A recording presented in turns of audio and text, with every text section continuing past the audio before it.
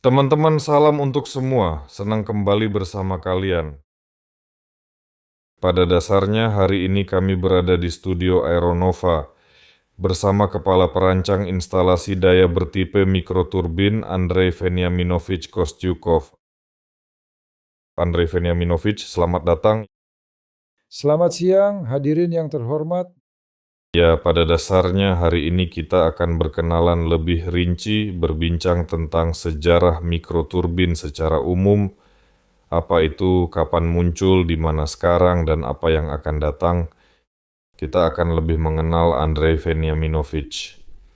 Ya, dan membahas penerapan mikroturbin itu dalam penerbangan dan di tempat lainnya. Andrei Veniaminovich, saya selalu saat melihat mikroturbin dan dulu saya sangat erat berkaitan dengan luar angkasa, dengan mesin antariksa, memahami bahwa ini adalah puncak, benar-benar puncak keahlian kerja teknik, kerja perancangan. Dan Anda sebagai pembawa pengetahuan ini, ceritakanlah di mana pengetahuan itu diberikan, bagaimana cara memperolehnya, dari mana didapatkan. Maaf, Fyodor, yang diperoleh itu pengetahuan atau mikroturbin? Pengetahuan. Apa latar belakang pendidikan Anda? Pendidikan saya teknik, tepatnya bidang turbin. Pendidikan saya Politeknik Moskwa, jurusan mesin transportasi dan turbin gas. Disitulah kami dididik. Itu satu-satunya jurusan di negeri ini yang mendidik mahasiswa spesialis khusus untuk mesin turbin gas kecil dan menengah, untuk pengembangan mesin turbin gas kecil dan menengah bagi transportasi. Namun, itu mesin turbin gas yang berbeda pada masa itu abad lalu, itu mesin turbin gas untuk transportasi dengan transmisi mekanis.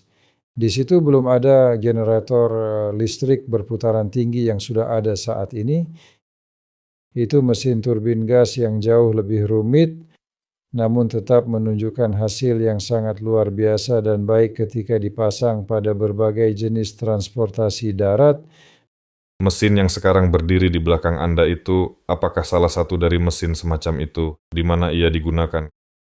Mesin ini, sejauh ingatan saya ya, jadi ini mesin, sebentar tunggu dulu. Ini mesin, ini varian pertama. Jadi varian pertama contoh prototipe mesin untuk tank, mesin tank. Mesin itu berdaya sekitar 400 tenaga kuda. Jadi mesin ini mengulang varian pertama, salah satu varian awal, kira-kira tahun 60-an abad lalu. Mesin ini tanpa penukar panas, sehingga mengonsumsi banyak sekali bahan bakar. Namun begitu, ia tetap memungkinkan suatu bidang pengetahuan untuk diperluas. Selanjutnya, pembuatan turbin gas, khususnya turbin gas untuk transportasi, bergerak ke arah pengembangan mesin turbin gas dengan penukar panas, karena justru hanya mesin turbin gas semacam itulah yang mampu bersaing dalam ekonomi bahan bakar dengan mesin torak, termasuk mesin bensin dan mesin diesel. Kalau dijelaskan secara singkat, apa itu mikroturbin? Ia adalah mesin yang sama seperti mesin pembakaran dalam torak yang dipasang di mobil. Ke sana dimasukkan bahan bakar dibakar, memuai, melakukan suatu kerja, lalu kerja mekanis itu pada mesin-mesin yang ada di belakang Anda, yang diajarkan dan dibuat di Politeknik, diubah menjadi tenaga penggerak roda. Tepat sekali. Jadi ini bukan turbin yang dipasang di pesawat dan menghasilkan daya dorong jet. Tepat sekali ya, semua benar. Ya, melainkan diarahkan untuk menghasilkan kerja mekanis. Lalu mengapa disebut mikroturbin?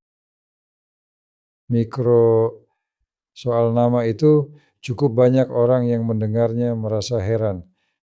Hal ini berkaitan dengan fakta bahwa turbin gas telah menguasai pasar dan bidang penerapan di mana daya turbin gas bahkan mencapai ratusan ribu tenaga kuda, bahkan lebih. Kalau itu mesin stasioner dayanya sangat besar, karena itulah secara umum sudah menjadi kebiasaan untuk secara tidak resmi menyebut mesin turbin gas hingga 1000 kilowatt sebagai mikroturbin.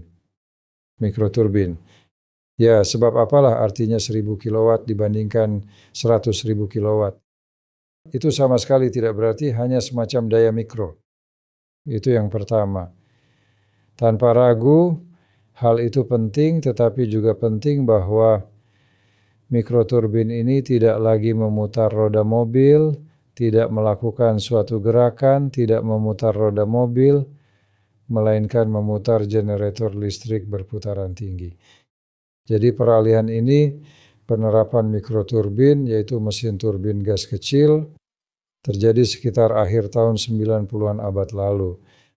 Pada dasarnya, ini berkaitan dengan munculnya generator listrik berputaran tinggi, yang sangat efisien dan berputaran tinggi, hingga 100.000 putaran per menit, bahkan lebih. Dan generator listrik ini, selain sangat efisien dan berputaran tinggi, sebagai akibatnya juga berukuran kecil dan bermassa ringan, dan akibatnya sangat cocok untuk menggerakkan mesin turbin gas, yang poros keluarannya berputar dengan frekuensi putaran yang sangat tinggi. Artinya, dalam hal ini generator listrik dengan frekuensi putaran tinggi sangat mudah diputar oleh turbin gas tanpa reduktor sama sekali. Sebenarnya, penggabungan turbin gas kecil dengan generator listrik berputaran tinggi inilah yang pada dasarnya disebut mikroturbin. Anda sudah menyebut satu elemen lagi, yaitu penukar panas. Ya, dan ingin saya tambahkan ke seluruh konstruksi ini agar lebih dipahami, ada turbin yang membakar bahan bakar dan menghasilkan putaran, ada generator yang berputar, dan untuk itulah seluruh turbin ini bekerja, lalu ada penukar panas khusus yang meningkatkan efisiensi seluruh sistem ini. Ya, benar sekali, persoalannya begini. Mesin turbin gas berukuran besar memiliki mesin sudu yang besar dengan efisiensi tinggi, dan rasio kompresi udara pada mesin turbin gas besar itu pun tinggi. Dan dalam hal itu tidak diperlukan penukar panas untuk mencapai efisiensi yang tinggi.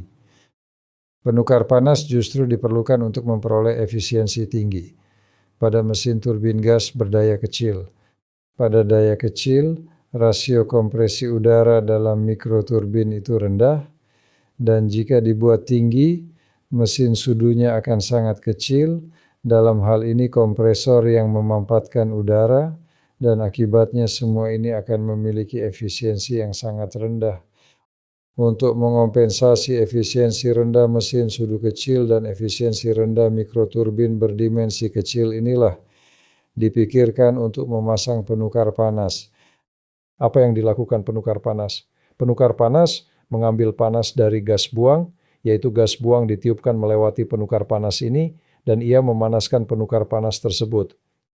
Dan sejajar dengan gas buang yang ditiupkan melewati penukar panas ini, lewat pula udara yang telah dimampatkan kompresor dalam mikroturbin. Jadi, sebelum masuk ruang bakar, udara ini masuk ke penukar panas, tempat ia dipanaskan oleh panas gas buang sebelum menuju ruang bakar, dan akibatnya di ruang bakar bahan bakar yang harus dibakar menjadi lebih sedikit untuk memanaskan udara hingga suhu yang dibutuhkan, katakanlah 1000 derajat Celcius, dan akibatnya efisiensi meningkat sangat signifikan. Jika penukar panasnya bagus, maka 2 kali lipat atau lebih dibandingkan turbin gas tanpa penukar panas. Saat ini, dalam pengertian mikroturbin, selain generator listrik, juga wajib termasuk penukar panas. Jadi mikroturbin adalah turbin gas dengan penukar panas. Dan di Uni Soviet mereka sudah diproduksi. Di Uni Soviet ya, sebenarnya soal apa yang ada di Uni Soviet, izinkan saya sedikit bercerita sejarah. Ya, di Uni Soviet sebenarnya bukan diproduksi, melainkan dikembangkan, tidak di mana-mana, tetapi ada tempat-tempat yang sangat menarik, produk yang sangat menarik.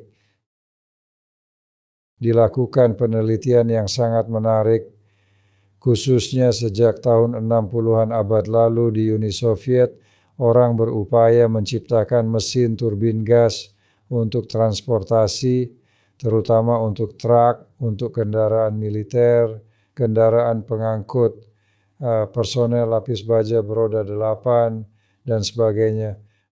Mereka berupaya menciptakannya. Ini terjadi di suatu tempat di Uni Soviet.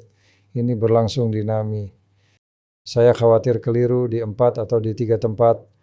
Pabrik Yaroslavl dan pabrik ketiga, tidak, 4. Tempat ketiga adalah pabrik otomotif Gorky, dan tempat keempat adalah Chelyabinsk. Di Chelyabinsk ada Biro Perancangan Khusus Turbina. Di sana mereka berupaya menciptakan turbin gas untuk tank. Nah, khususnya yang saat ini ada di belakang saya, justru berasal dari sana. Ini pada dasarnya adalah percobaan pertama dari Chelyabinsk. Jadi keberhasilan terbesar, tapi seperti Anda lihat, mesin di belakang itu mesin tanpa penukar panas. Tanpa penukar panas. Dan tentu saja dari mesin seperti itu tidak ada hasil positif yang serius. Hasil terbesar berhasil dicapai dalam pengembangan turbin gas yang sangat efisien, berukuran kecil untuk transportasi di pabrik otomotif Gorky. Di sana dibuat contoh-contoh, terutama sekitar 400 tenaga kuda. Mereka diuji pada MAZ, pada Kraz, pabrik otomotif Kremenchuk. Pada Kraz, itu semua truk besar, truk bertonase besar, termasuk juga pada KAMAZ, dan pada kendaraan militer, kendaraan pengangkut personel lapis baja 8 roda. Sekitar akhir tahun 80-an dilakukan pengujian yang sangat sukses atas mesin-mesin ini pada kendaraan multigandar Bryansk, sebuah pengangkut roket, pada dasarnya kendaraan Bryansk Soviet 8 roda. Di sana dilakukan pengujian perbandingan kendaraan Bryansk ini, sasis Bryansk dengan mesin diesel dan dengan mesin turbin gas pabrik otomotif Gorky dengan penukar panas tentunya. Dan hasilnya menunjukkan hal yang sangat positif. Masalah utama turbin gas adalah konsumsi bahan bakar tinggi, yaitu kerugian pada konsumsi bahan bakar. Dalam pengujian ini diperoleh konsumsi bahan bakar per jarak yang kira-kira sama konsumsi bahan bakar rata-rata per jarak. Kendaraan Bryansk dengan mesin turbin gas pabrik otomotif Gorky dan dengan mesin diesel. Mesin diesel di sana ada 2 varian, satu mesin diesel Barnaul dan varian kedua 2 KAMAZ. 200 tenaga kuda kalau tidak salah masing-masing. Mesin turbin gas pabrik otomotif Gorky hanya 1. Konsumsi bahan bakar kira-kira sama, tetapi diperoleh kecepatan yang 30% lebih tinggi dari rata-rata. Penyalaan sangat mudah tanpa pemanasan apapun di musim dingin. Omong-omong, pengujian dilakukan di musim dingin pada suhu minus 10 sampai 20 derajat Celcius. Turbin gas sangat mudah dihidupkan tanpa pemanasan apapun. Ini sangat mengesankan para penguji dan perwakilan pabrik Bryansk. Selain itu, selama pengujian diperoleh hasil yang sangat menarik, pengujian ini tidak dilakukan secara khusus.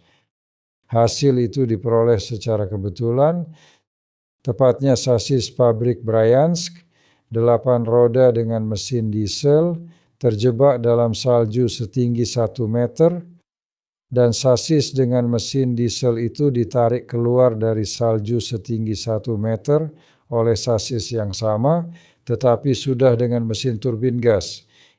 Ini lagi-lagi sangat mengesankan para penguji. Saya bercerita sangat sedikit, tetapi di sisi lain juga sangat banyak.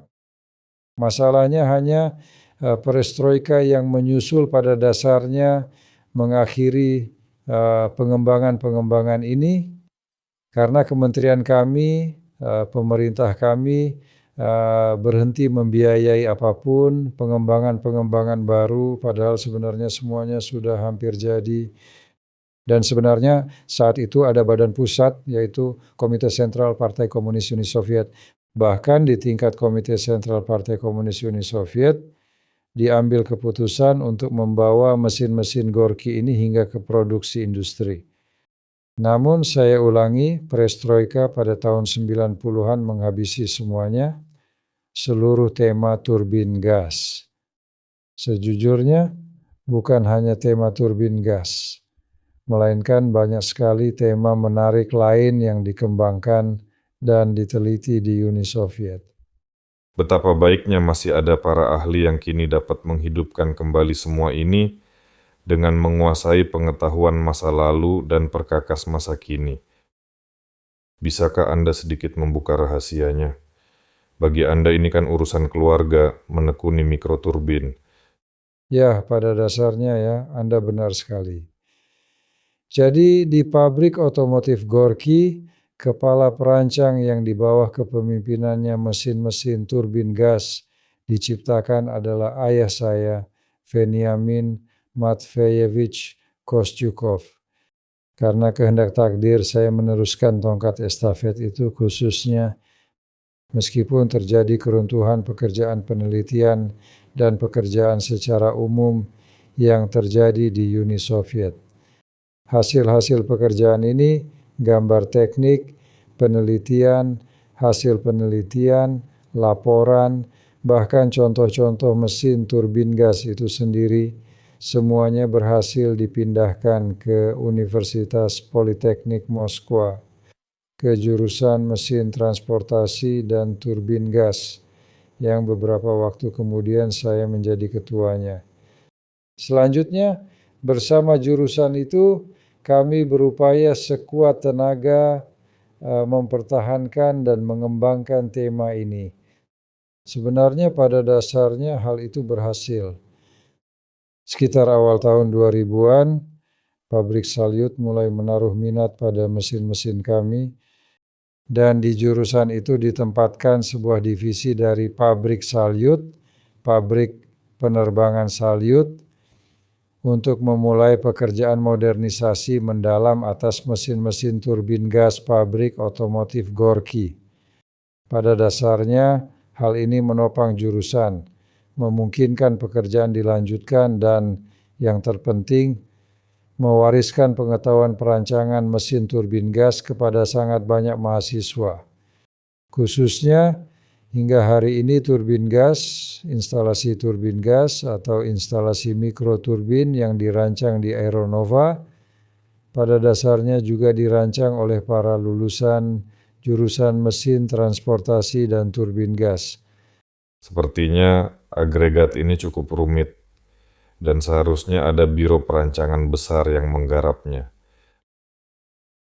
Namun saat ini di tim Anda ada sekitar 10 orang. Ingin saya tanyakan, apakah metode perancangan modern membantu menyederhanakan atau mempercepat semua ini? Pertanyaan yang sangat bagus. Tanpa ragu, meta perancangan modern sangat memengaruhi kecepatan perancangan. Namun selain itu, kecepatan perancangan mesin turbin gas di Aeronova dipengaruhi selain oleh teknologi modern, justru oleh pengembangan-pengembangan yang mendahului pekerjaan di Aeronova, yaitu pekerjaan bersama pabrik otomotif Gorki dan pekerjaan yang dilakukan di jurusan. Pada dasarnya jurusan telah cukup lama bekerja justru pada dimensi mesin turbin gas berukuran seperti ini, yaitu sekitar 300 kW. Nah, tetapi tanpa ragu teknologi tinggi, terutama teknologi perhitungan. Sekarang apa saja yang Anda mau, aliran apapun, pembakaran apapun yang terjadi di sana, dan berlangsung dalam turbin gas, dalam mesin sudu yang berputar dengan kecepatan luar biasa, dalam ruang bakar tempat terjadi aliran, pembakaran, pencampuran, penambahan campuran, dalam penukar panas tempat berlangsung proses-proses termohidraulik yang amat rumit, tempat panas dipindahkan dari gas buang ke udara terkompresi dalam turbin gas. Semuanya hari ini sudah dihitung berdasarkan kompleks perangkat lunak perhitungan yang ada dan dengan sangat akurat. Sangat akurat, tapi tentu saja tidak 100% akurat, namun setidaknya 90% bisa dihitung dengan tepat. Bergantung tentu saja pada tugasnya, pada kerumitan tugasnya. Program-program ini, kompleks perangkat lunak ini sudah kami tekuni sejak awal tahun 2000-an, bahkan sejak tahun 90-an, karena jurusan kami sangat dibantu oleh divisi mesin turbin gas di pabrik otomotif Gorky. Pabrik otomotif Gorky pada masa itu memiliki kemampuan, dan bukan hanya memiliki kemampuan, tetapi juga membeli kompleks perhitungan modern yang pada dasarnya kami pakai, dan yang terpenting kami belajar bekerja dari mereka, dan itu sangat penting. Penonton kini melihat roda kompresor ini. Saya tahu bahwa ini sudah diuji sebelumnya, dan saat Anda menyebut 90% akurasi, apakah Anda berpijak pada hasil perhitungan yang dicocokkan dengan pengujian nyata? Tentu saja tanpa ragu, tapi perlu dicatat, bukan hanya dengan pengujian ini, melainkan juga dengan pengujian yang dilakukan oleh peneliti lain dan yang telah dipublikasikan. Kami melakukan uji coba penerapan kompleks ini untuk berbagai tugas. Untuk kompresor, untuk aliran dalam kompresor, untuk aliran dalam turbin, di mana-mana ada kekhasannya sendiri, setiap tugas punya kekhasannya, dan kekhasan ini diambil berdasarkan penelitian yang dilakukan, lebih tepatnya dari uji coba kompleks perhitungan ini untuk tugas yang sedang ditinjau. Ingin saya angkat pertanyaan, sebenarnya mengapa mikroturbin? Mengapa? Untuk apa mereka dibutuhkan? Apa kelebihannya? Mengapa kini diperlukan? Di mana bisa diterapkan? Ini sepertinya produk yang begitu rumit, yang untuk merancang dan mulai memproduksinya butuh sangat banyak upaya, pengetahuan, serta pengalaman beberapa generasi yang dikumpulkan dan diwariskan. Padahal tanpanya sekarang baik-baik saja, semua bergerak, melaju, bekerja, atau tidak baik. Maaf, saya harus mengajukan pertanyaan amatir seperti ini. Saya tahu jawabannya Andrei Veniaminovich, tapi ingin sekali mengupas tema ini lebih dalam. Sebenarnya ini pertanyaan yang cukup tepat. Jadi dalam hal ini saya sekadar mengangkat bau dan sedikit tegang, karena pertanyaannya sangat besar dan tidak mudah dikupas begitu saja. Meski demikian bisa dikatakan begini. Mikroturbin kecil, seperti sudah sedikit saya singgung, pernah dicoba diciptakan termasuk untuk transportasi dan tidak hanya untuk transportasi. Sudah dicoba diciptakan sejak awal tahun 60-an, bahkan lebih awal abad lalu. Ini bukan kebetulan, sama sekali tidak. Betapa banyak upaya, betapa banyak uang yang dihabiskan di seluruh dunia. Di Eropa, di Amerika, tentu saja di Uni Soviet, walau justru di Uni Soviet tidak terlalu banyak. Tapi secara keseluruhan telah dilakukan penelitian besar-besaran, dan itu terus berlanjut menggali kontur turbin gas masa depan sesuai perkembangan teknologi hari ini. Saya akan beri Anda contoh tentang apa yang saya maksud. Saya tadi sudah cerita tentang turbin gas transportasi yang ditujukan untuk dipakai pada kendaraan dengan transmisi mekanis. Jadi turbin gas ini memutar bukan generator listrik, melainkan roda mobil melalui kotak persneling, melalui kopling, dan seterusnya. Waktu itu semua mesin ini mesin turbin gas, selain kompresor, turbin, rotor yang berputar, penukar panas, dan ruang bakar, masih punya banyak sekali elemen lain demi seluruh kerumitan tugas memutar roda. Dibutuhkan reduktor yang kuat dan tangguh yang menurunkan putaran dari turbin gas yang berputar dengan kecepatan luar biasa, 30.000 putaran per menit, keputaran yang diperlukan untuk diteruskan ke kotak persneling. Katakanlah kotak persneling diesel 2.500 putaran per menit. Jadi hasilnya reduktor yang sangat kuat, reduktor yang besar. Tentu saja ia butuh oli dan ia menambah bobot yang cukup berat untuk instalasi turbin gas. Selain itu, ada juga hal seperti aparatus nosel yang dapat diatur di depan turbin daya yang memungkinkan peningkatan dinamika kendaraan bertenaga turbin gas. Apa itu?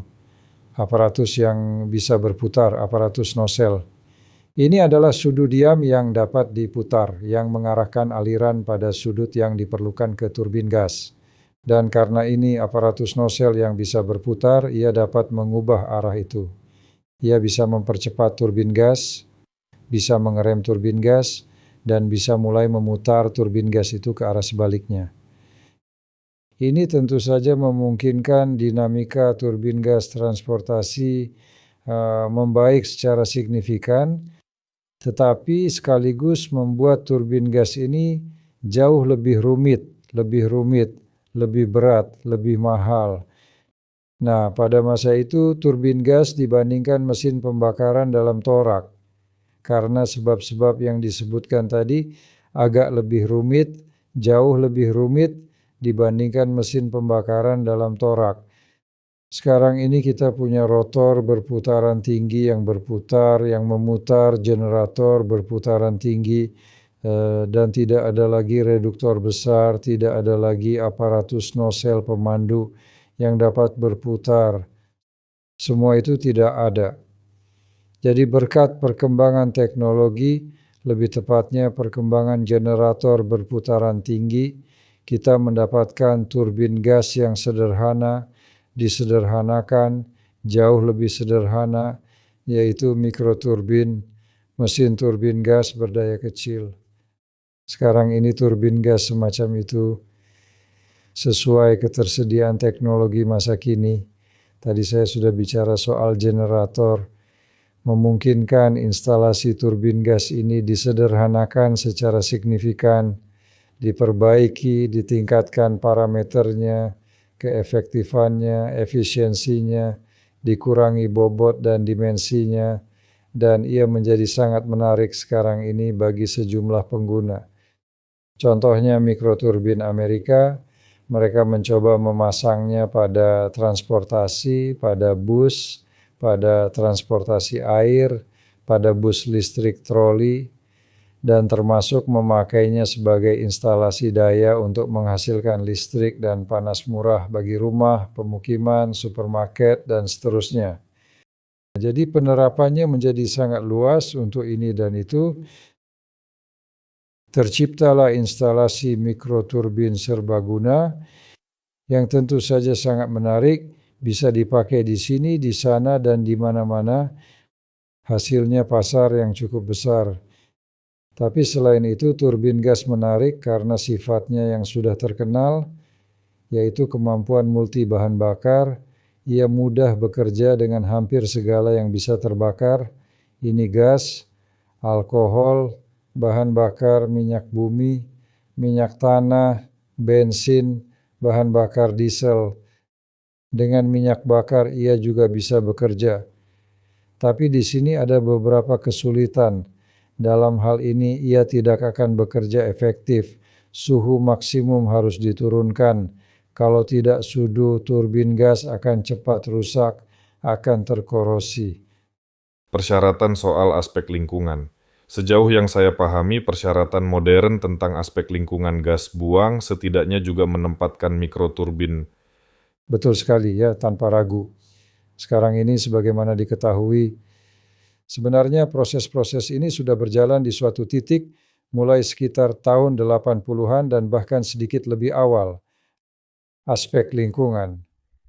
Aspek lingkungan adalah bendera dan tuntutan bendera arah yang ke arahnya instalasi daya itu dikembangkan. Ini adalah bendera tuntutan, pada dasarnya pengurangan toksisitas, pengurangan emisi berbahaya.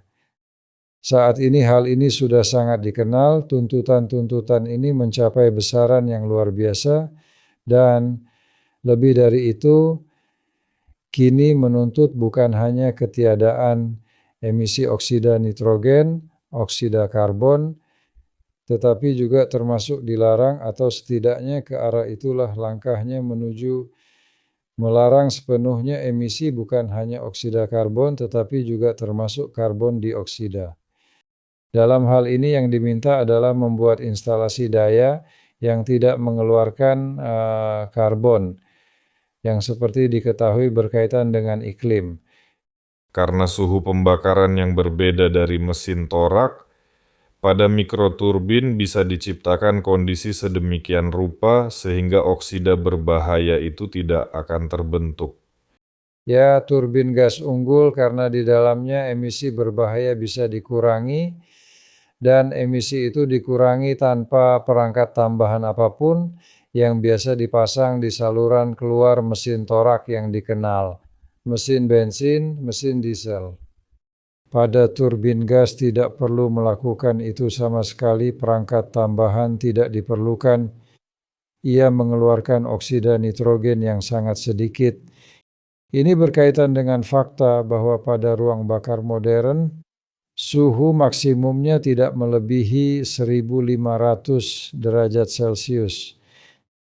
Dan sudah diketahui bahwa pembentukan oksida nitrogen bersifat termik, ya, dan oksida nitrogen terutama terbentuk pada suhu pembakaran lebih dari 1500 derajat Celcius. Nah, jika suhu pembakaran dibuat lebih rendah, maka dalam hal ini bisa diperoleh ketiadaan oksida nitrogen yang hampir sempurna.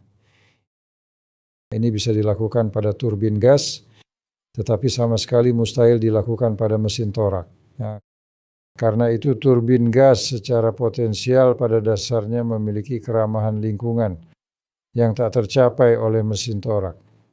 Ya, dan ternyata sekali lagi ketiadaan unit tambahan sangat memengaruhi bobot keseluruhan konstruksi. Begitulah kita perlahan sampai pada hal ini. Hasil bobot maksimum digunakan generator paling berputaran tinggi yang 30 kW bisa dimuat sebesar kepalan tangan dan dalam 3 kg. Intinya, ini kualitas yang dibutuhkan untuk penerbangan.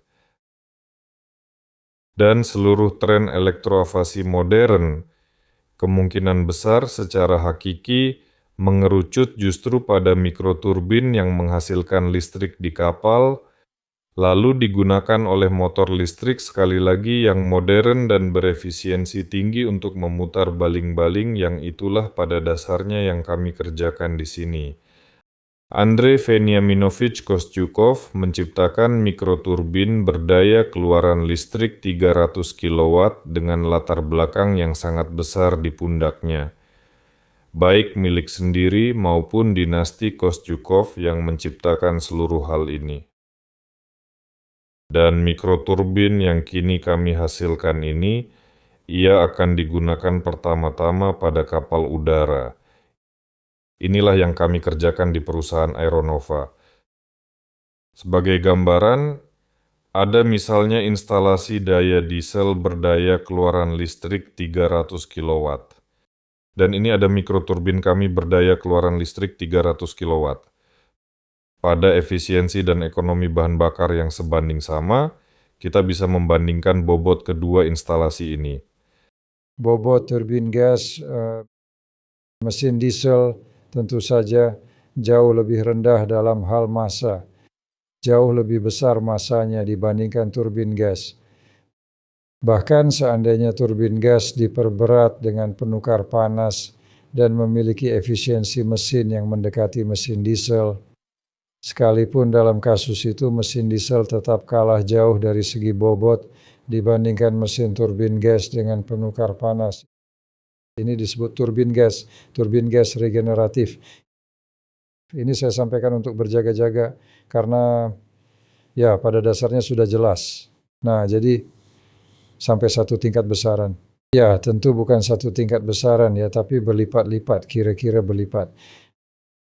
Dari segi bobot, dari segi perawatan, sumber daya pakai turbin gas jauh lebih besar daripada mesin diesel, jauh lebih besar, berlipat-lipat. Tepatnya hingga perbaikan besar, mesin diesel sekitar 20.000 jam, sedangkan turbin gas modern mencapai 60.000 jam. Sumber daya pakai hingga perbaikan besar, yakni hingga perbaikan menyeluruh.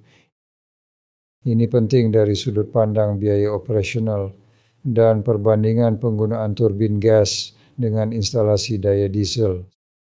Jadi efisiensi mesinnya sebanding. Pada mesin diesel saat ini sekitar 45.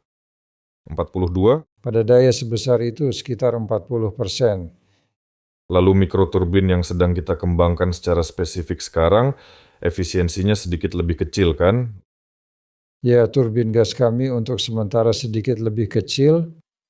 Efisiensinya sekitar 37%, tetapi secara potensial kami berencana menaikkan efisiensi ini terutama bukan dengan memperumit skema konstruksi turbin gas, walaupun jalan itu juga ada. Saat ini mikroturbin berdaya sekitar 400 kW memiliki efisiensi 42-43%.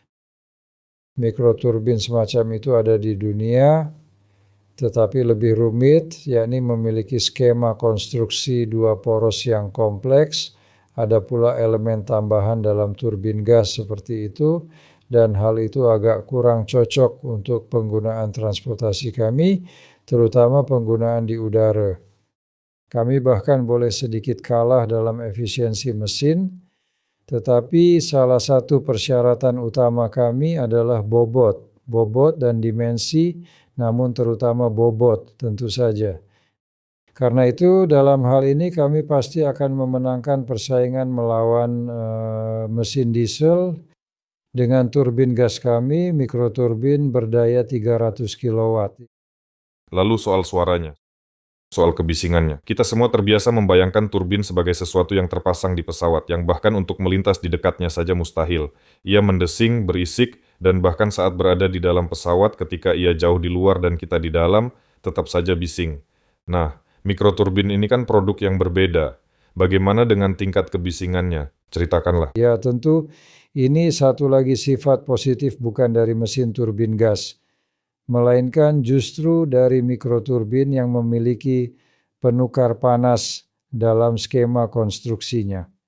Penukar panas adalah struktur berpori, volume berpori yang dilalui oleh gas buang. Ketika gas buang itu melewatinya, getaran dan kebisingan di dalamnya sangat teredam, dan akibatnya kebisingan mesin turbin gas dengan penukar panas, yaitu mikroturbin, jauh lebih kecil daripada kebisingan mesin pembakaran dalam torak. Dan sesuai dengan itu, soal kebisingan, seperti contoh yang Fyodor sampaikan tadi, kebisingan mesin penerbangan. Mungkin banyak di antara kita pernah terbang. Bahkan saya rasa semua pernah naik pesawat terbang. Kebisingannya cukup besar, terus terang saja, pada mesin turbin gas yang besar, tetapi di dalamnya tidak ada penukar panas. Penukar panas sangat meredam kebisingan. Pada bagian masuk, selain penukar panas, tanpa diragukan, karena mikroturbin juga memiliki penggunaan di darat, di depannya dipasang filter udara, dan pada bagian keluaran mesin turbin gas ini dipasang penukar panas.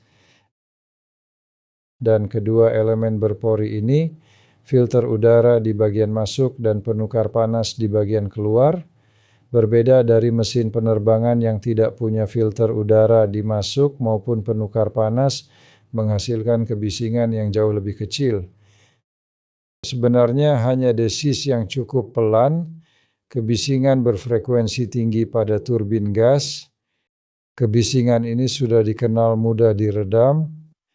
Kita bisa menutup turbin gas ini dengan suatu material penyekat panas dan kebisingan akan berkurang sangat banyak lagi.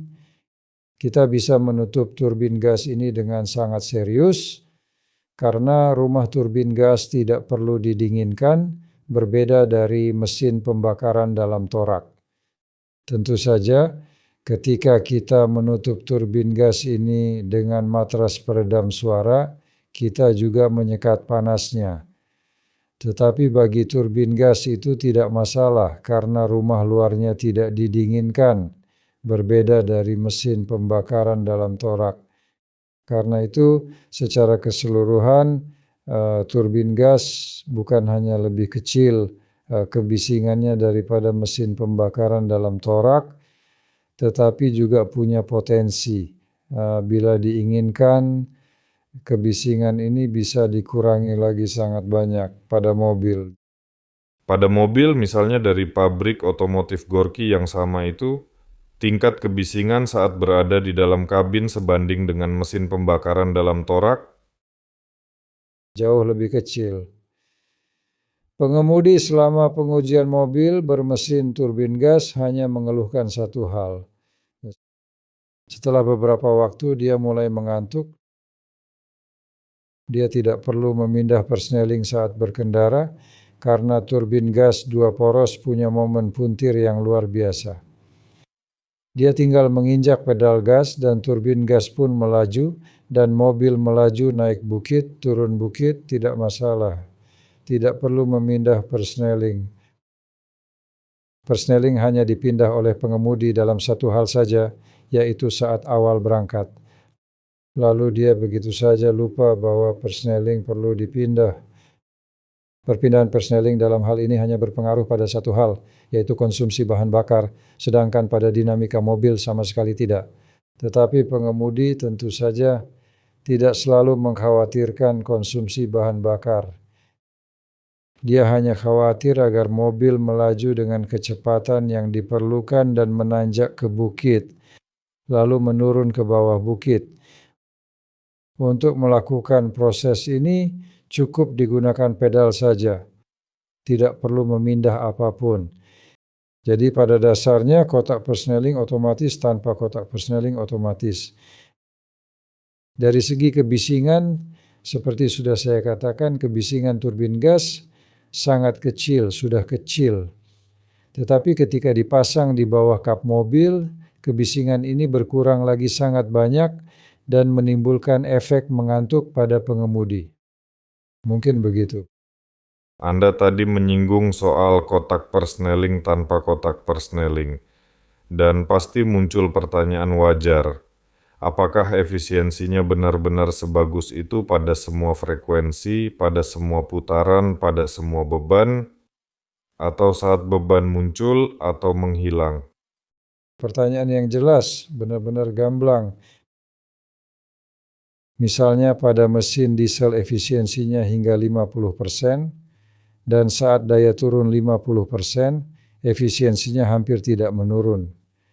Pada turbin gas tanpa penukar panas, konsumsi bahan bakar pada mode parsial meningkat sampai tak tertahankan. Justru masalah inilah yang dihadapi tank T80 yang dipasangi mesin turbin gas tanpa penukar panas.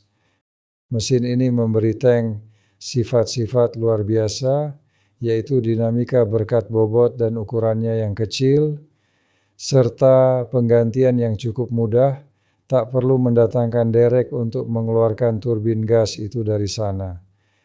Namun pada mode parsial yang justru menjadi mode kerja utama tank, konsumsi bahan bakarnya jadi sangat besar.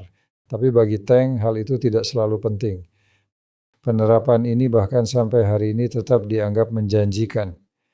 Produksi mesin turbin gas untuk tang T80 ini seperti diketahui, kini telah dilanjutkan kembali di pabrik mesin Kaluga.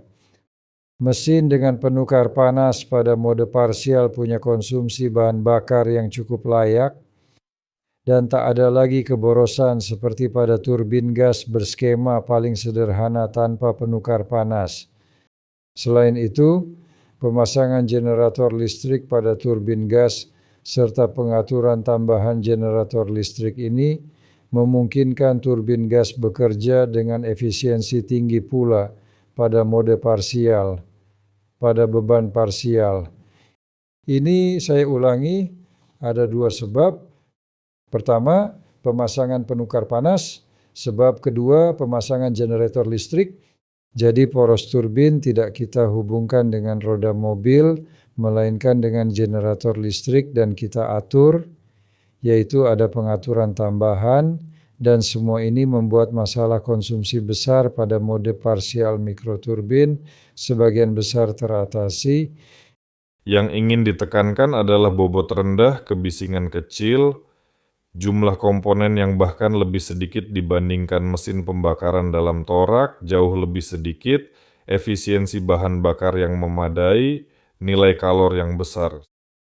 Saya menyebutkan kelebihan-kelebihan yang membuat mikroturbin dipilih untuk pembuatan kapal udara sebagai instalasi daya utama. Soal nilai kalor pada kapal udara akan kita bahas sedikit nanti. Kelebihannya boleh dibilang sangat besar. Tapi bagaimana dengan biayanya? Pada 95% kasus, orang mengira turbin jauh lebih mahal daripada mesin torak. Ya, turbin jauh lebih mahal, tapi rasanya saya sudah membicarakannya. Mungkin juga belum. Lebih-lebih akan saya sampaikan. Mikroturbin gas saat ini lebih mahal daripada instalasi daya dengan mesin torak. Ini terkait dengan kenyataan bahwa mikroturbin gas saat ini diproduksi nyaris satuan, tidak ada seri. Seri memang ada, tapi sangat kecil. Dan dalam hal ini tentu saja, membandingkan biaya turbin gas yang diproduksi satuan dengan biaya mesin torak yang diproduksi massal, yaitu ribuan unit, jelas tidak menguntungkan bagi turbin gas. Dalam hal ini produknya tentu menjadi jauh lebih mahal. Tentu kami berharap bahwa turbin gas kami, yang terutama kami buat untuk kapal udara, juga akan memiliki kegunaan lain. Jadi pada dasarnya hari ini kami menciptakan turbin serbaguna, dan dalam hal ini kami berencana membangun produksi yang bukan satuan lagi, melainkan massal, karena kami berharap pada pasar yang besar. Dan dalam hal ini biaya produk kami, mikroturbin kami, seharusnya sudah jauh lebih dekat dengan biaya instalasi daya dengan mesin pembakaran dalam torak.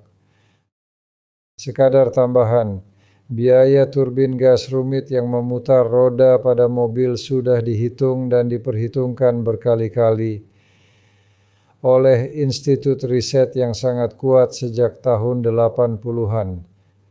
Kalau tidak, pekerjaan itu tak akan berlanjut.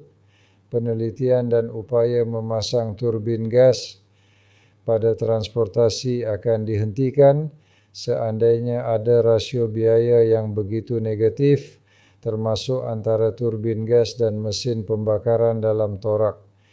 Kira-kira saya ingat salah satu laporan dari Institut Riset Pusat Uni Soviet, namanya sayangnya tak bisa saya sebutkan sekarang.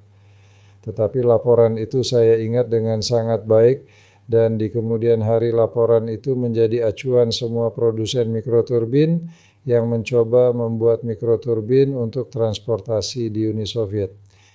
Jadi, institut ini memberikan hasil berikut.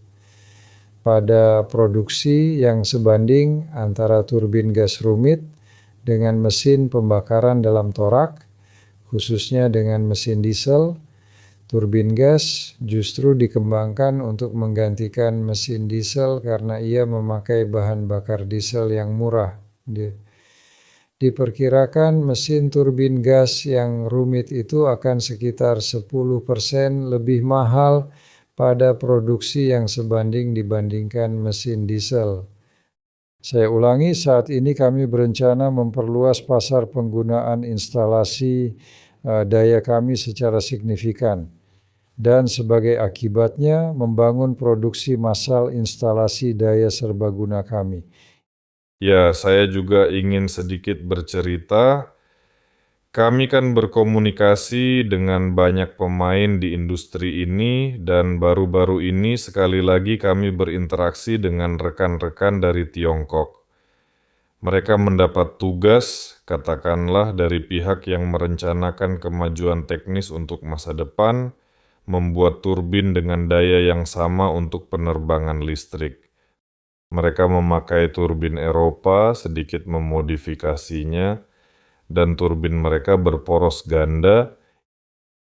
Intinya mereka menempelkan generator listrik padanya dan seterusnya, lalu mereka menaksir biayanya untuk penerbangan listrik. Dan itu kisaran harga yang cukup besar, semuanya sepenuhnya sesuai dengan standar penerbangan secara kasar standar, tren ya. Tetapi mereka punya perhitungan kedua. Ketika dari ranah penerbangan mereka berinvestasi lebih jauh ke produksi massal turbin ini dan menyesuaikannya untuk energi terdistribusi untuk pembangkitan listrik di tempat-tempat yang membutuhkan, maka pada produksi massal biayanya langsung yaitu 1:1 dengan instalasi kelas energi yang sama. Hanya saja yang bermesin diesel misalnya. Harganya 1:1 di sana, tetapi mereka sangat diuntungkan dalam hal material, sumber daya pakai, dan banyak hal lain. Dan arah mereka sudah tertuju ke sana, mereka sudah memperhitungkannya dengan pasti dan tentu akan mengerjakan semuanya dengan sangat baik. Dan mereka menghitung pasar dalam ribuan unit per bulan, hanya pasar domestik mereka sendiri, yang tak akan terpenuhi dengan laju seperti itu dalam beberapa dekade mendatang, bahkan mungkin lebih. Tetapi kami juga berbicara dengan mereka tentang pasar luar negeri dan bersama-sama mencoba menaksirnya. Mereka bilang bahkan tak perlu dicoba dan diupayakan. Kalau kita berhasil memproduksi mikroturbin sebagai instalasi daya secara massal, kata mereka permintaannya akan sangat besar yang saya percayai dan ingin kita capai bersama-sama. Dan pembicaraan ini hanya tentang satu ukuran, mulai dari 300 kilowatt. Ada juga yang sedikit lebih besar atau jauh-jauh lebih kecil, dan pasarnya intinya bisa dibilang tak terbatas. Begitu. Semua keunggulan mikroturbin, yaitu kekompakannya, rasio bobotnya, dan seterusnya, memungkinkan di masa depan menciptakan produk dengan kualitas konsumen yang bahkan belum bisa kita bayangkan saat ini. Andrei Veniaminovich kadang menceritakan kisah bahwa di dunia sedang dikembangkan mikroturbin, dan mungkin masih dikembangkan sampai sekarang di balik tirai tertutup. Sangat ringkas, sangat kecil, dengan putaran yang sangat tinggi. Sebagai instalasi daya untuk robot-robot itu juga. Andrei Veniaminovich, daya sebesar apa yang dibicarakan di sana? Itu daya yang kecil. Pekerjaan seperti itu sangat aktif dilakukan pada awal tahun 2000-an, di akhir tahun 90-an. Itu daya sekitar 0,5 kilowatt, 1 kilowatt. Khusus untuk penerapan, untuk pasokan daya robot bernilai militer, terutama robot berbentuk manusia. Singkatnya, robot prajurit yang akan diberi daya membawa instalasi daya kecil seperti itu di ransel dan dengannya bergerak serta melakukan aksi militer yang buruk atau yang baik. Pada masa itu, baterai akumulator belum begitu berkembang dan kapasitas energi baterai akumulator sangat kecil, sehingga pengembangan dan pembuatan instalasi daya mikroturbin seperti itu dianggap sangat menjanjikan, terutama untuk robot bertujuan militer. Sampai hari ini instalasi seperti itu pasti juga tidak hilang dari agenda, sama sekali tidak diragukan. Ini turbin gas yang sangat kecil, sangat sederhana dengan frekuensi putaran yang sangat tinggi, yaitu mesin turbin gas ditambah generator listrik. Putaran yang dikembangkan mencapai 1 juta putaran per menit dan lebih. Menurut saya bahkan sampai 1,5 juta, angka-angka seperti itu ada. Setidaknya di media cetak, di artikel ilmiah dilaporkan angka-angka semacam itu. Sampai hari ini saya ulangi, ini pasti belum semua hilang dari agenda, sama sekali tidak diragukan. Hanya saja dilengkapi dengan adanya baterai akumulator baru berkapasitas energi tinggi. Ketika saya sendiri mempelajari soal ini, kalau ingatan saya tidak salah dan menurut perasaan saya memang begitu, bahwa Keluaran massa mikroturbin kecil yang bekerja dengan hidrogen misalnya bisa lebih tinggi daripada baterai litium modern yang mampu menyimpan daya yang sama besar. Instalasinya bisa lebih ringan. Ya, tentu lebih ringan jelas, justru karena itu di penerbangan tidak digunakan baterai akumulator, tidak dipasang.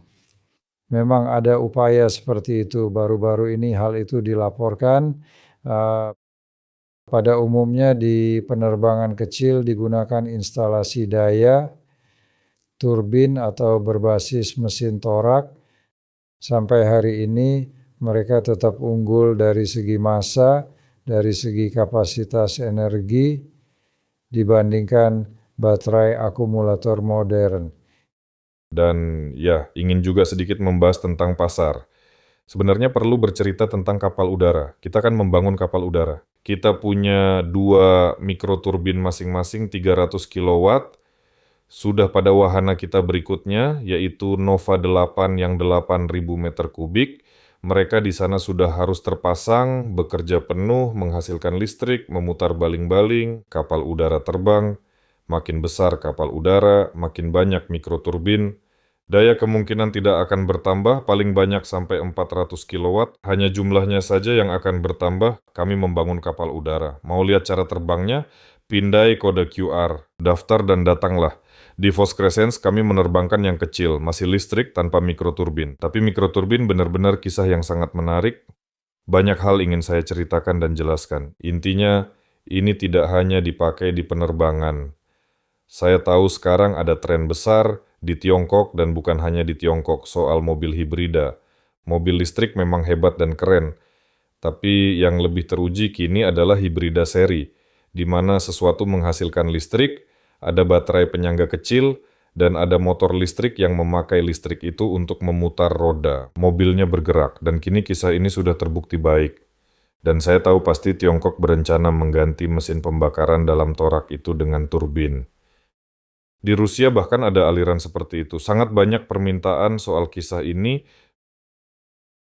dan turbin 50 kilowatt itu nyaris berjumlah jutaan unit.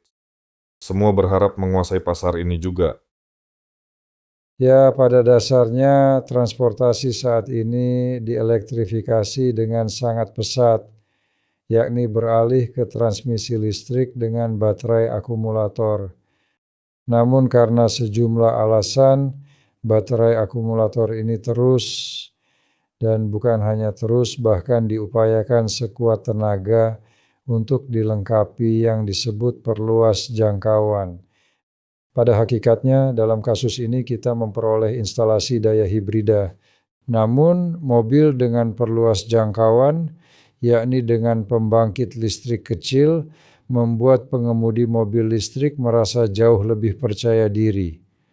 Sebab setelah 300 km atau berapapun baterainya habis, bisa saja ia tidak menemukan stasiun pengisian listrik, tetapi stasiun pengisian yang mengisi tangki bahan bakar pasti akan ia temukan.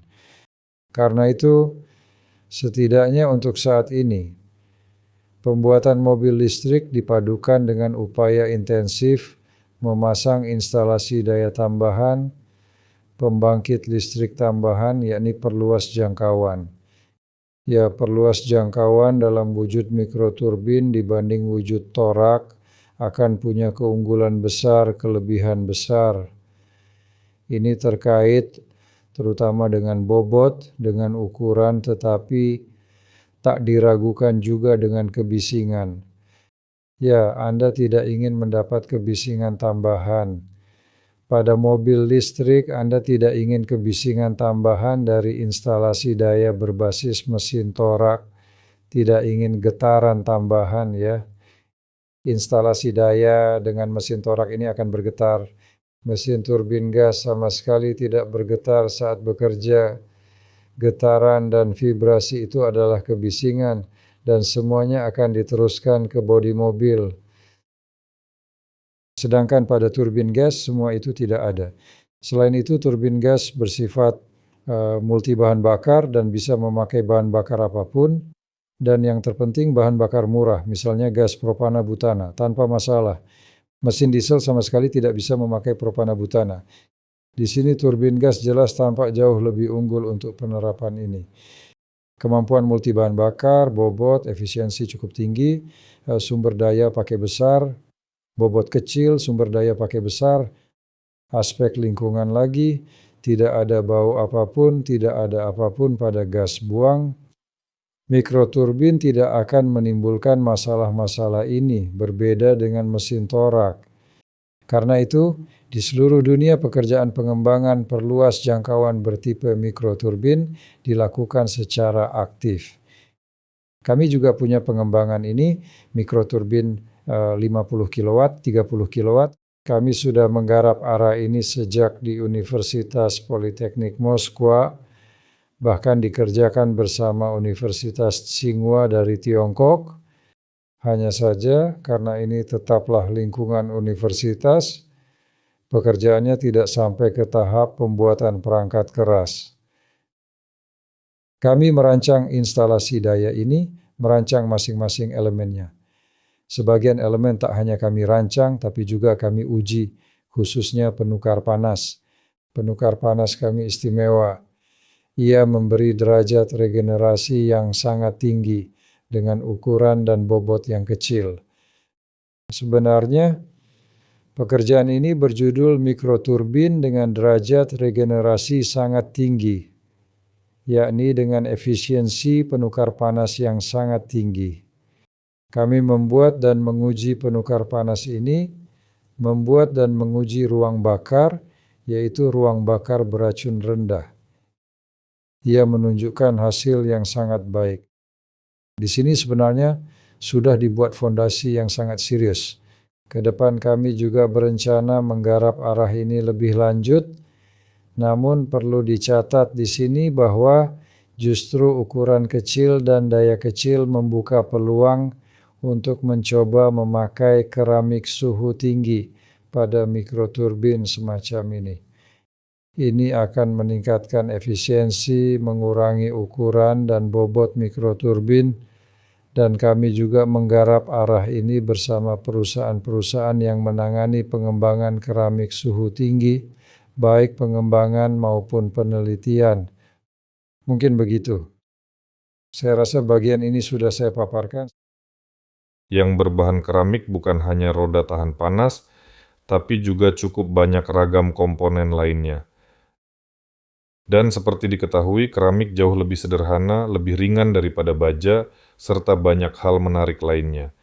Di sana suhu naik dan efisiensi pun naik secara signifikan karenanya. Dan turbin keramik kecil yang menjanjikan tentu akan punya sifat-sifat yang sangat menarik bagi pengguna awam, yaitu rasio antara bobot dan ukuran terhadap daya yang dihasilkan intinya. Mereka akan benar-benar kecil gitu, tapi listrik yang dihasilkan cukup banyak. Nah, seperti yang saya katakan tadi, generator listrik modern seukuran kepalan tangan bisa dengan mudah menghasilkan 30 kW daya listrik. Coba cari di Google berapa yang dihasilkan, berapa ukuran generator listrik 30 kW klasik yang mana saja. Pada dasarnya, di situ semuanya akan jelas. Kembali ke kapal udara. Ada juga kisah yang sangat menarik. Andrei Veniaminovich punya riwayat kerja panjang di bidang mikroturbin. Dan para perancang kapal udara kami yang kini bersama Anda membangun kapal udara juga sangat berpengalaman. Yang lucu, mereka bertemu intinya di perusahaan kami. Padahal sebelumnya sudah saling bekerja sama soal penerapan mikroturbin justru di kapal udara. Pada dasarnya mikroturbin sekarang kami semua kembali mengerjakan ini bersama. Mikroturbin punya sifat bagus. Ia menghasilkan udara cukup dingin dalam jumlah besar. Berapa ya? Sekitar 200 derajat, 250, 300? Saya luruskan sedikit. Yang dihasilkan adalah aliran besar gas panas, gas buang, yang pada dasarnya hampir sebersih udara. Jadi di situ tidak akan ada minyak ataupun zat-zat buruk lainnya. Jumlahnya cukup besar. Saya simak lebih lanjut. Ya, ini kan diukur dalam meter kubik per detik. 2 meter kubik per detik ya. 2 meter kubik per detik dipanaskan hingga Suhu 250 sampai 260 derajat Celcius. Nah, kalau mesin pembakaran dalam torak, suhu keluarannya berapa? Suhu keluarannya 600 derajat Celcius, mesin diesel lebih rendah. Mesin bensin pada mode tertentu suhunya bisa naik hingga 900 derajat Celcius. Suhunya tinggi, tapi volume udaranya kecil. Sedangkan di sini volume udaranya luar biasa besar, suhunya rendah, sehingga gas buang ini bisa dimanfaatkan di kapal udara dengan fungsi yang jelas dan berguna. Salah satunya adalah semua bertanya soal sistem anti pembekuan. Bagaimana cara memanaskan selubung ini? Pada dasarnya, dengan udara sebanyak itu yang suhunya cukup rendah, kita bisa memanfaatkannya dengan sangat baik dan efisien untuk menyelesaikan tugas ini.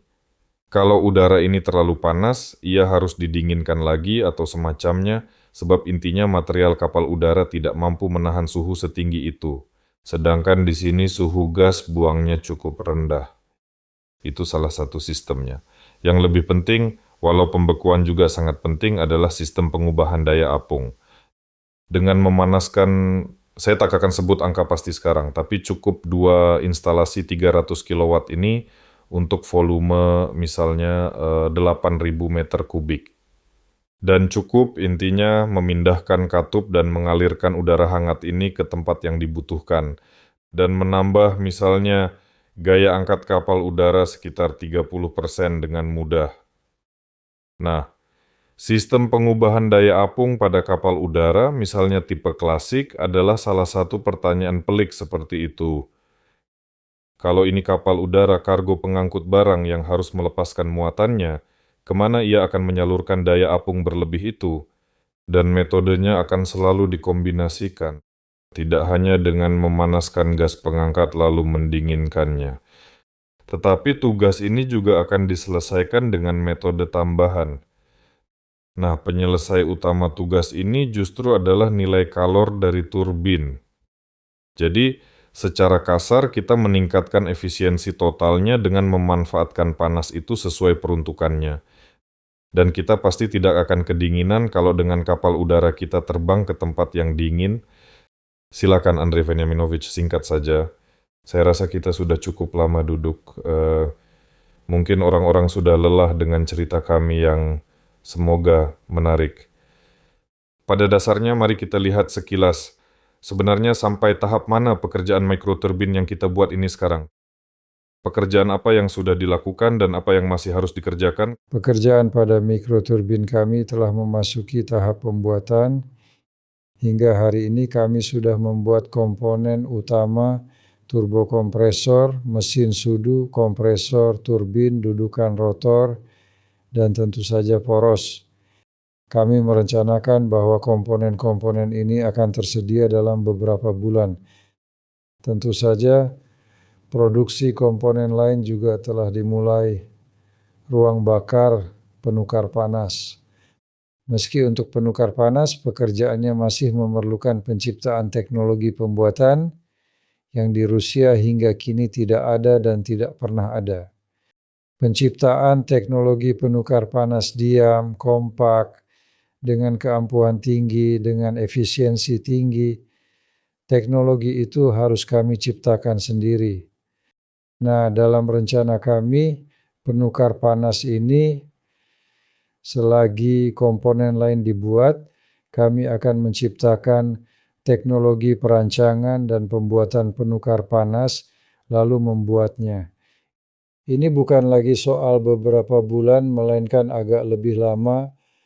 Namun demikian, penukar panas tidak akan menghambat pengembangan teknologi baru ini, tidak akan menghambat pembuatan dan perolehan prototipe secara keseluruhan. Kami harus membangun bengkel perakitan dan pengujian tempat kami secara kasar melakukan perakitan, pengaturan awal, dan penyetelan turbinnya sendiri. di mana misalnya akan dilakukan pengujian terpisah, mula-mula modul penukar panas, lalu penukar panas utuh, lalu perakitan, peluncuran, dan pengujian seluruh mikroturbin yang sudah terpasang lengkap, misalnya dengan rem hidraulik, lalu dalam rangkaian dengan generator juga. Omong-omong, generator kami sudah siap. Generator kami sudah diuji. Generator menunggu lahirnya turbin dengan penukar panas. Dia sekarang sudah dalam proses dilahirkan. Sebagian komponen masih dibeli. Di sana misalnya ada pompa oli, dan misalnya radiator. Generator listrik itu juga perlu didinginkan. Intinya dia berpendinginan oli di sana. Jadi inilah ruang produksi kecil semacam itu. Untuk menguji turbin pertama kami yang mula-mula kami buat sebanyak 2 unit, pada dasarnya hingga akhir tahun ini kami perlu membentuk dan melengkapi staf kelompok perakit dan penguji, dan masa-masa menarik pun akan dimulai. Masa-masa menarik akan dimulai, pengujian yang sangat menarik, penyempurnaan jika memang itu diperlukan. Kami akan mengetahui dengan sangat pasti sesuatu yang baru dari turbin buatan kami selama pengujian, dan itu sama sekali tidak harus berupa sesuatu yang tidak menyenangkan. Saya justru berharap sebaliknya, sesuatu yang baru dan menyenangkan yang akan mengejutkan kami secara baik.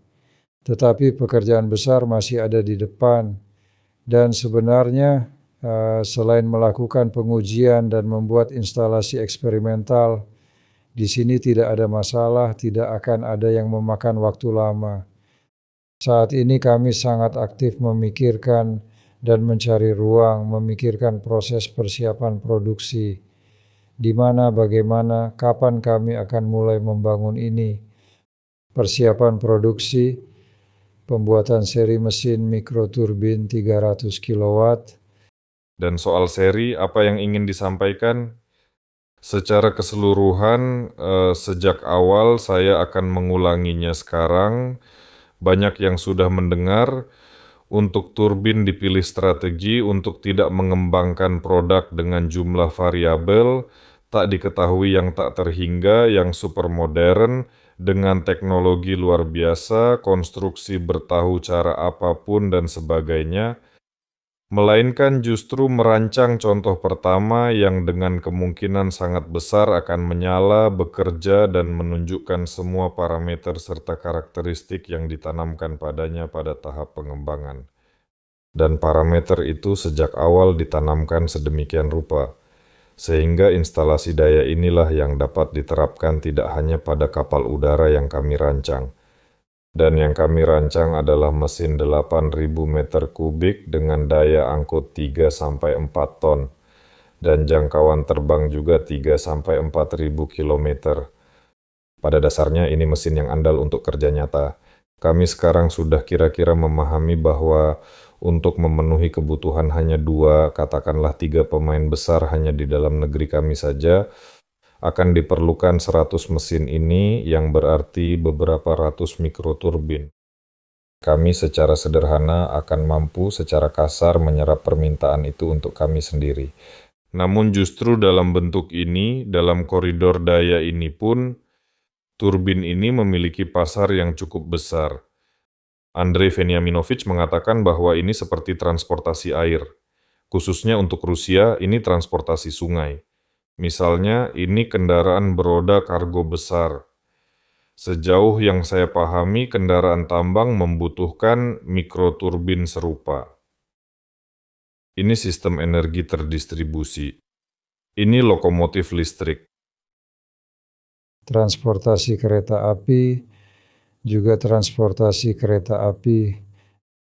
Di Rusia banyak sekali jalur kereta api yang tak terelektrifikasi, di mana kereta yang umumnya berukuran kecil ditarik oleh lokomotif diesel yang memakai tenaga diesel listrik. Dalam hal ini, mikroturbin kami bukan satu, kami bisa memasang sebuah klaster. 3-4 instalasi daya seperti itu dalam satu lokomotif, dan tetap saja ukurannya akan jauh lebih kecil daripada mesin diesel, baik dari segi massa maupun ukuran mesin diesel yang dipakai pada lokomotif. Akibatnya ini jelas akan menguntungkan, dan dari segi biaya operasional instalasi daya seperti ini akan unggul karena ia bisa memakai misalnya bahan bakar murah, gas cair, propana butana. Mesin diesel tidak bisa bekerja dengan propana butana. Mesin diesel tidak bisa bekerja hanya dengan metana. Sejumlah bahan bakar diesel pasti harus dipakai bersama metana. Sedangkan turbin gas bisa bekerja hanya dengan metana murah, gas cair, propana butana. Akibatnya, dalam hal ini, dari segi biaya operasional instalasi daya seperti ini akan unggul atas yang diesel. Saat ini ada usulan dari kami justru untuk penerapan instalasi daya seperti ini pada apa yang disebut bus rel.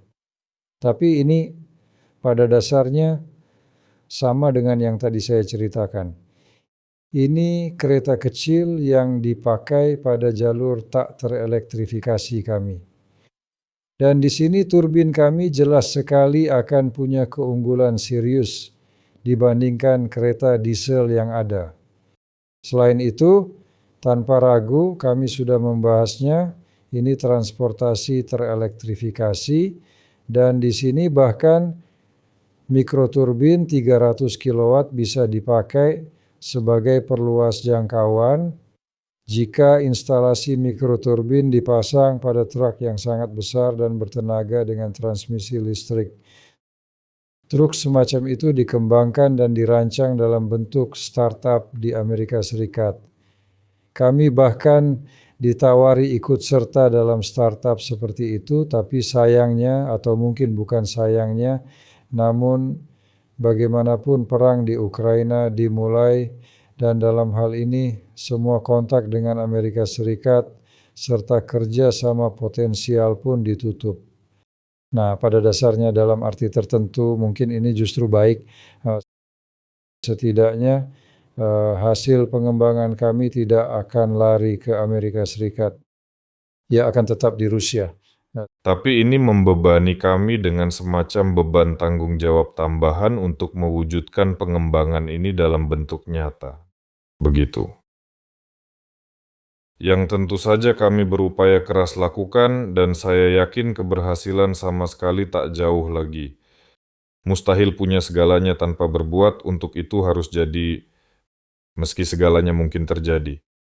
Kami bergerak menuju pembuatan 2 prototipe mikroturbin dengan penukar panas berdaya 300 kW yang berfungsi. Kami berharap tahun ini keduanya akan dirakit, diluncurkan, dan diuji. Dan saat itu intinya, meski gaungnya sudah terdengar secara paralel, pada dasarnya pemesannya sudah ada, pasarnya jelas, intinya antrean menanti keajaiban. Dan semakin dekat keajaiban ini, yaitu peluncuran prototipe, antrean itu sendiri sudah mulai membuka pintu, masuk dan mengetuk. Intinya, semakin dekat semua ini, semakin jelas pula jadinya. Saya yakin akan terkumpul seri yang cukup untuk membentuk produksi massal yang utuh. Tidak terlihat ada kesulitan teknologi apapun dalam membuat komponen turbin ini. Ya, ini presisi tinggi, kualitas serius, material tahan panas yang sulit diproses, dan unit bantalan presisi. Omong-omong, dengan bantalan memang ada kesulitan, termasuk tidak adanya bantalan dalam negeri. Ya, dan bukan hanya dalam negeri, misalnya Tiongkok yang kini jadi acuan semua perancang kita. Tiongkok pun mencari ke sana kemari. Intinya, di mana mendapat bantalan ini, ada pertanyaan, tapi itu semua bukan masalah. Dalam keadaan abad 21, ini hanya tugas yang bisa dipecahkan, semuanya bisa diselesaikan. Saya ingatkan kita punya stasiun luar angkasa internasional yang mengorbit, ada yang hendak mengolonisasi Mars. Tiongkok bergerak dengan kecepatan 400 lebih kilometer per jam antar provinsi, Kita punya chip berukuran nanometer. Intinya, soal besi-besi pun pasti kita atasi. Begitu. Teman-teman, semoga kalian senang dan tertarik. Tak terlalu ceria, kita agak suram, tapi akan lebih meriah. Kami adakan webinar edukatif ini untuk kalian. Saya bahkan sebagian menyisipkan pertanyaan kalian, ada yang menulis ke saya. Soal produksi massal, apakah turbin bisa diproduksi? Tentu bisa. Dan itulah tujuan banyak negara kini, bukan hanya kita. Terima kasih atas pertanyaannya.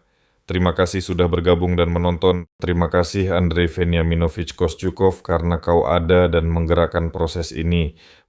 Perlu nanti hari ini ada ide yang terlintas di benak saya.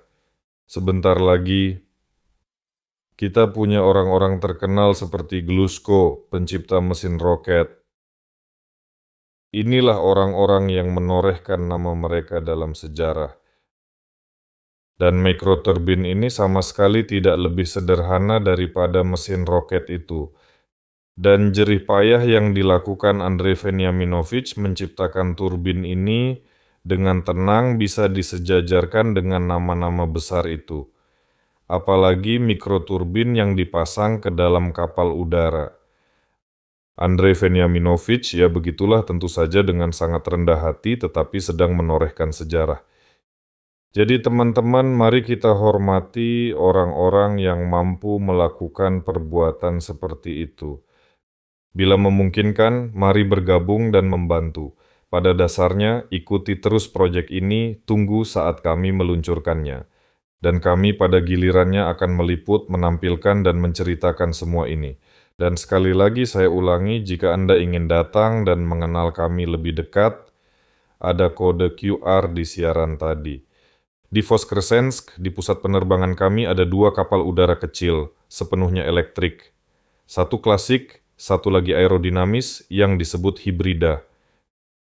Daftarlah, datanglah, akan saya tunjukkan langsung, saya jelaskan apa itu kapal udara, mengapa penting, mengapa diperlukan, dan jika ada pertanyaan soal mikroturbin, akan saya jawab juga. Andrei Veniaminovich, terima kasih banyak. Terima kasih. Hanya satu hal ingin saya tambahkan, bahwa turbin gas pun tidak diciptakan oleh satu orang, melainkan diciptakan oleh sebuah tim. Ya, saya bahkan tak tahu. Sekelompok orang yang penuh semangat. Mungkin begitu. Bukan satu orang. Itu benar sekali. Terima kasih. Terima kasih. Sudah teman-teman, sampai jumpa ada semua. Terima kasih. Semoga sukses.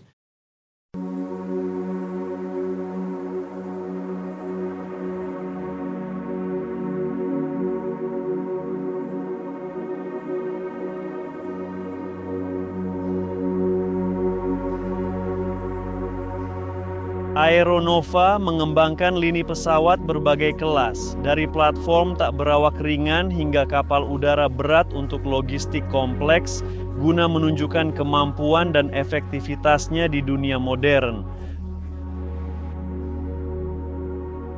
Lini pesawat ini mencakup beberapa prototip, yaitu Nova 01 dan Aerolyot Sola 1. Pesawat-pesawat ini dibuat khusus untuk menguji dan menerapkan solusi modern yang akan digunakan perusahaan pada model-model berikutnya. Perkenalkan karya pertama kami, kapal udara Nova 01. Ini adalah salinan dinamis dari model berikutnya, Nova 2. Di sini kami menguji kendali, sistem autopilot, dan pengumpulan data. Kedepannya, versi yang telah disempurnakan bisa menjadi produk tersendiri, baik untuk pemantauan maupun periklanan. Ukurannya 130 meter kubik dengan panjang 17 meter. Kapal ini mampu membawa muatan berguna sebesar 20 kg, baik berupa peralatan maupun kargo apapun yang perlu diangkut.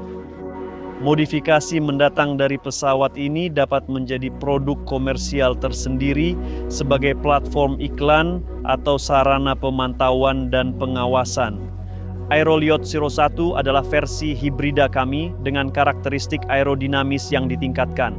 Ini adalah model eksperimental untuk menguji solusi baru yang tidak biasa bagi kapal udara generasi baru, namun mungkin akan diterapkan pada model-model berikutnya. Selain gaya angkat aerostatik, pesawat ini juga memanfaatkan aerodinamika yang meningkatkan kinerjanya dalam sejumlah tugas yang dapat dilakukan oleh kapal udara. Volumenya hampir 190 meter kubik, panjangnya mencapai 19 meter, dan kapasitas muatan yang bisa diangkutnya sekitar 50 kg.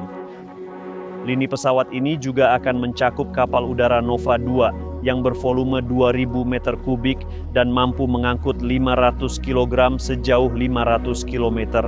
Versi penumpangnya dirancang untuk 6 orang, termasuk pilot.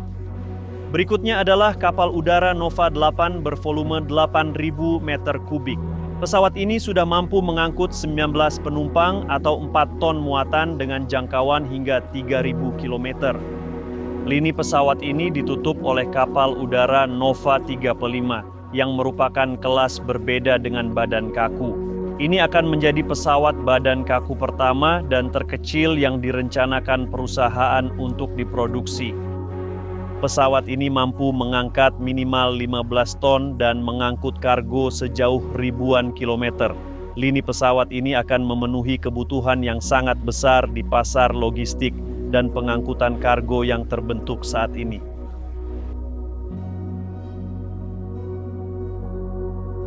Langkah kami berikutnya adalah kapal udara Nova 2 yang mampu mengangkut 6 penumpang atau 500 kg sejauh 500 km. Terima kasih telah menonton video ini, teman-teman. Tetaplah bersama kami, akan ada video dan episode baru tentang kebangkitan industri kapal udara. Sampai jumpa di video berikutnya.